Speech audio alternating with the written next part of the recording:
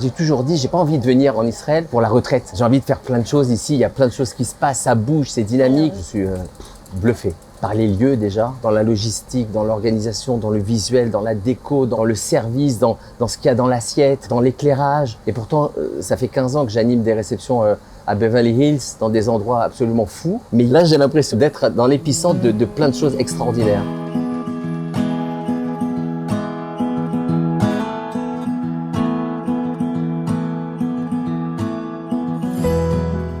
Cathy, bonjour.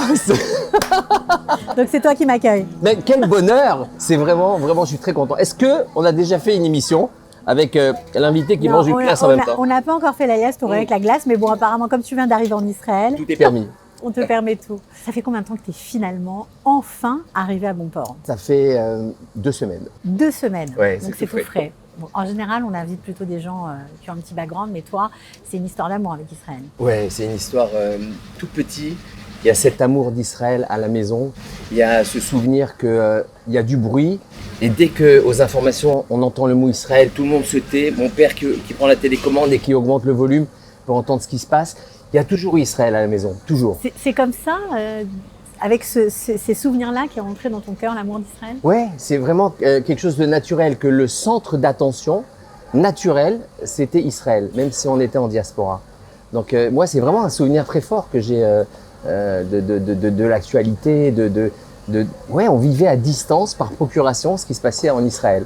Et ça semblait être un rêve inatteignable. Moi, je me projetais pas comme pouvant un jour vivre en Israël. Comme une grosse partie de la communauté juive d'ailleurs. Oui, malheureusement, mais je pense que ça change. Mais aujourd'hui, c'est réellement possible. C'est faisable. Bien sûr. Alors évidemment, quand on voit ton nom, on pense tout de suite à la communauté juive, à ton action en tant que militant, mais aussi à ton travail de DJ, d'orchestre, de producteur de musique. Tu as fait beaucoup de choses et c'était toujours avec un engagement communautaire très fort. Toujours. Le dénominateur commun de tout ce que j'ai fait, ça a été la communauté juive. À chaque fois, que ce soit une chanson, que ce soit une émission, que ce soit un événement, que ce soit un concert, que ce soit une réception privée, il y a toujours eu ce lien naturel, indéfectible, puissant, fort, profond avec la communauté. Alors il y a des gens dans ton milieu qui essaient au maximum de se détacher de la communauté pour montrer leur professionnalisme.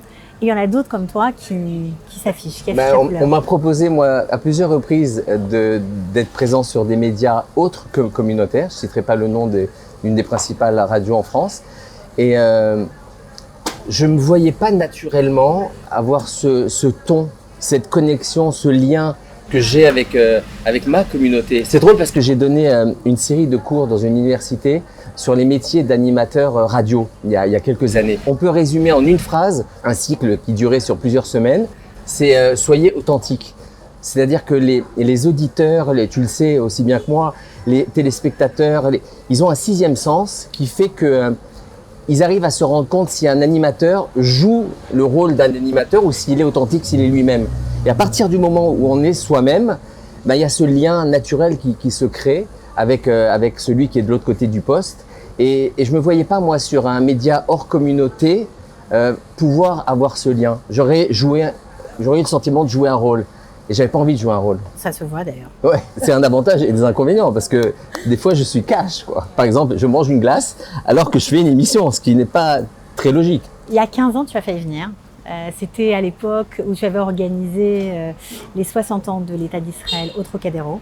J'avais participé à ce grand événement et c'est très drôle parce que beaucoup de gens ont dit que c'est le dernier grand événement pour Israël qui a eu lieu en France. Parce que réunir comme ça au Trocadéro, au pied de la Tour Eiffel, plusieurs dizaines de milliers de personnes, ne serait-ce que sur un plan sécuritaire, aujourd'hui c'est pas possible. Les tensions font que ça serait vraiment compliqué de sécuriser un événement comme celui-là. Donc c'était un des grands événements, un des derniers grands événements. Et à ce moment-là, je suis à ça de faire la Aliyah, mais les choses en ont décidé autrement. À l'époque, Dieudonné, il avait énormément de followers, il était très très écouté sur les réseaux sociaux. Je crois que tu as aussi pâti, on va dire, de ton engagement communautaire par rapport à lui. Moi, j'ai cherché un peu la bagarre. On va dire que je crois que c'était les 55 ans d'État d'Israël. Je faisais des télé-micro-trottoirs pour TFJ, qui était la première télévision juive à l'époque. Et j'étais parti à la Goutte d'Or, en face de chez Tati, à Barbès, un quartier connu. Et j'avais un caméraman qui avait un sticker de TF1 sur sa caméra. Et donc toute la communauté locale est venue me voir en me disant « C'est quoi monsieur, c'est quoi, qu'est-ce qui se passe ?» Je leur dis on va filmer dans quelques minutes les 55 ans de Michel Sardou sur TF1. Réunissez-vous, on veut voir à quel point vous aimez Michel Sardou. » Et donc quelques minutes plus tard, il y a un océan de personnes comme ça qui attendent le moment. Je suis sur un petit podium avec un porte-voix comme ça et on chante. Et tout le monde chante, la masse chante « Joyeux anniversaire » comme ça. Et moi, je fais 55, 55. Eux, ils pensent que c'est pour Michel Sardou. Et quand on a diffusé ça sur TFJ, on a dit « Et on retrouve pour Yom Ha'atzmaut 55, Francky Perez en direct de Barbès. » Ils n'ont pas dû être très contents quand ils ont vu les images. C'est passé au zapping de Canal+. Il y a 2 200 000 personnes qui ont vu cet extrait. Ça a enflammé, ça a attisé, j'ai excité un petit peu. Donc j'ai commencé à recevoir des menaces. En gros, tu t'es fait casser la gueule. Non, pas à ce moment-là. C'est quelques années plus tard. J'ai fait une chanson qui s'appelle N'oublie jamais, qui raconte l'histoire de la Shoah pour les jeunes, en utilisant le rap comme vecteur, avec le soutien d'un rescapé d'Auschwitz qui a validé le projet. Je voulais vraiment que tout soit fait dans les formes. Et Dieudonné, justement, qui avait à l'époque 1 demi-million de followers sur YouTube, a repris ma vidéo. Et il s'arrêtait toutes les 2 secondes pour finalement dire ce dont je parlais était faux. Et ça a déclenché un vrai mouvement de menaces, de haine. Ça a pesé pour toi dans la balance pour ta décision de monter en Israël? Ouais, dans le climat général, je voyais que ça commençait à être un petit peu chaud. Et donc, je pensais que c'était le bon moment de venir ici. Et quand j'ai sorti pour les 60 ans la version de la Hatikva avec mes chanteurs gospel, c'est parti très vite, ça fait beaucoup de vues en très peu de temps. Et le patron de la télévision juive américaine m'a demandé de lui faire une version en anglais. Et ce que j'ai fait et ce que je lui ai envoyé très rapidement. Et il m'a proposé de travailler 1 an pour lui en tant que coproducteur sur des projets. Donc tu as décalé ton alia. Donc dans ma tête, j'ai mis entre parenthèses parce qu'aller travailler pour la télévision juive américaine à Hollywood, quand on a toute sa vie travaillé dans les médias de la communauté, ça se refuse pas. Et ces 1 an se sont transformés en 15 ans. C'était comment vivre le rêve américain? Le rêve américain, en fait, j'ai trouvé cette formule, il existe jusqu'au jour où on se réveille. Et on se rend compte que c'est une bulle, en fait, qu'il y a beaucoup de clichés. Moi, j'aime l'Amérique, je suis devenu américain, je suis rentré dans le mode de vie, non seulement américain, mais californien, c'est encore autre chose. La Californie, c'est encore autre chose en Amérique, c'est encore un autre état d'esprit. Non, c'est une expérience fabuleuse, mais je suis content d'être vraiment en Israël parce que la communauté juive américaine, elle vit son sionisme d'une manière très particulière. Très différent de la France en tout cas. Très différemment de la France. Ouais, c'est très drôle.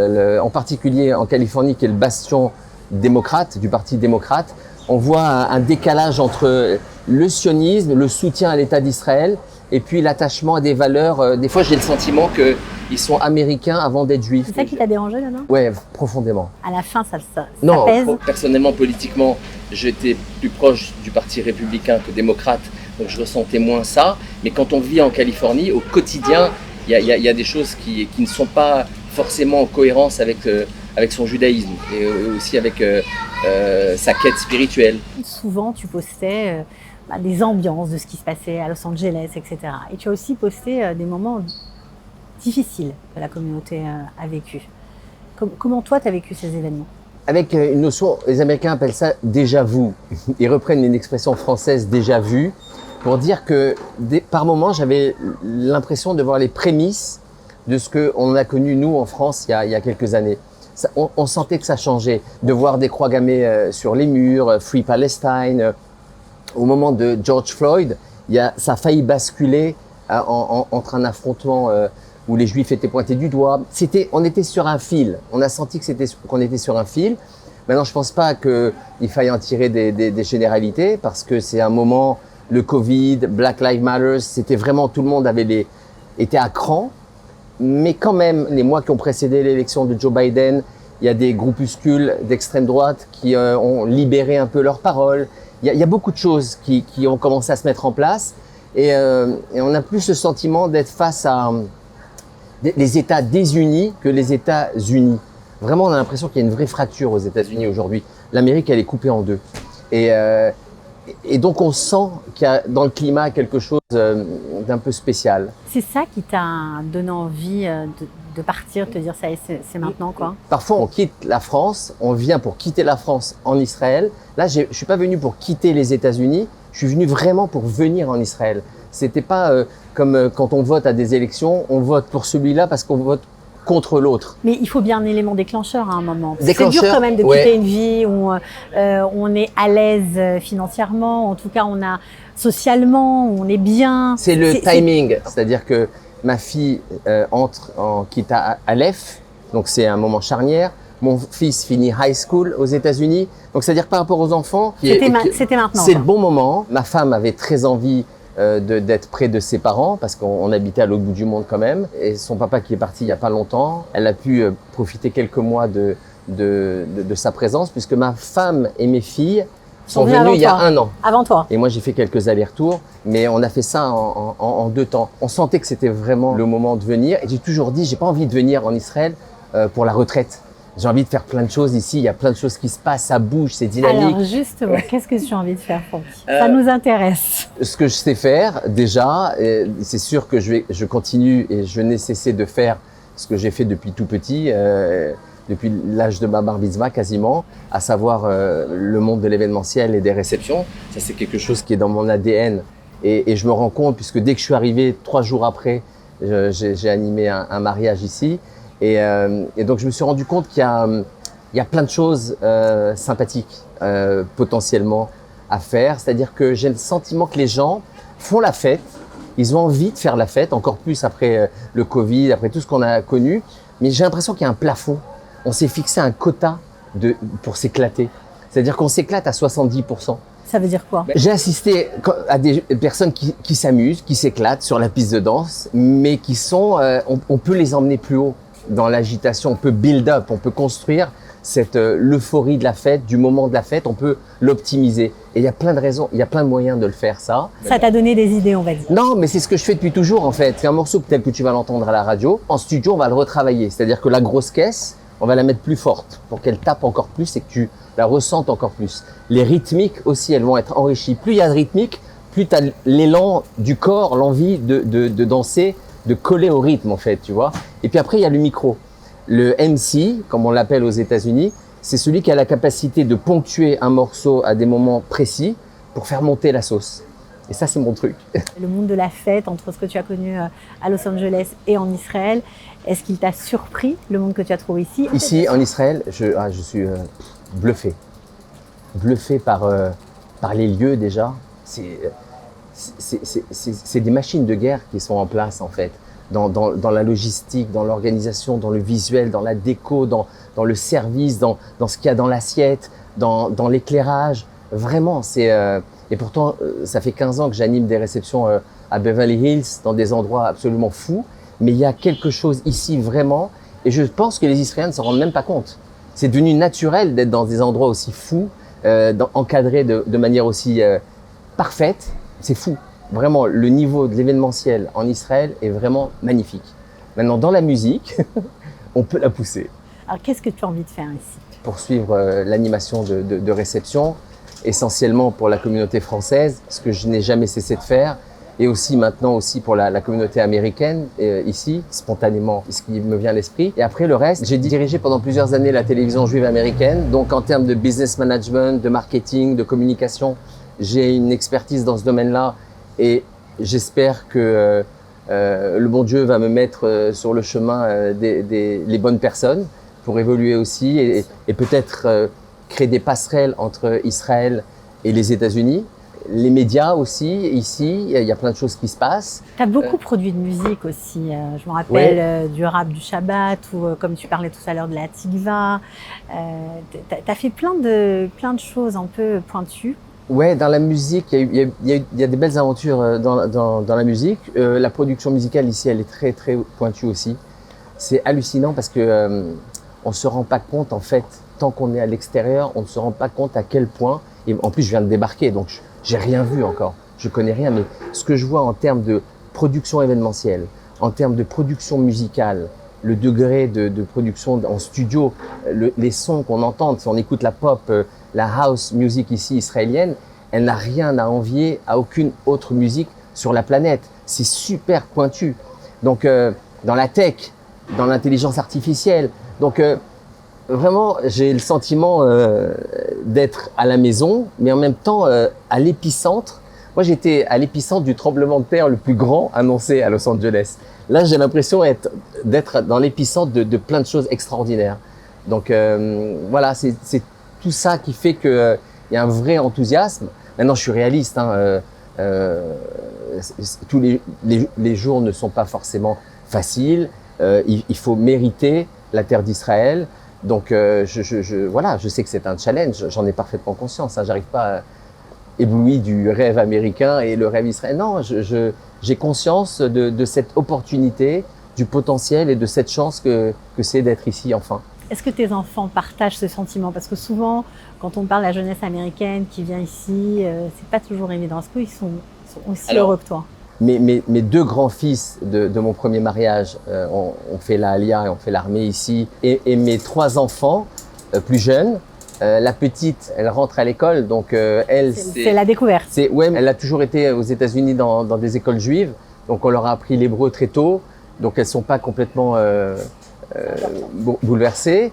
Ma fille de 16 ans est très heureuse d'être en Israël. C'est elle qui poussait dans la famille, c'est celle qui vraiment avait envie d'être en Israël. Et c'est très drôle parce qu'elle a 16 ans. Et 16 ans, quitter la Californie à 16 ans, c'est pas évident, quoi. Elle sortait pas à Los Angeles pour aller d'une rue à l'autre. Il y avait la peur de sortir seule après une certaine heure ou même après. Alors qu'ici, elle découvre une forme de liberté. Et mon fils de 18 ans, lui, il a encore la tête aux États-Unis pour l'instant, mais il faut donner du temps au temps. Qu'est-ce que je peux te souhaiter? D'être heureux.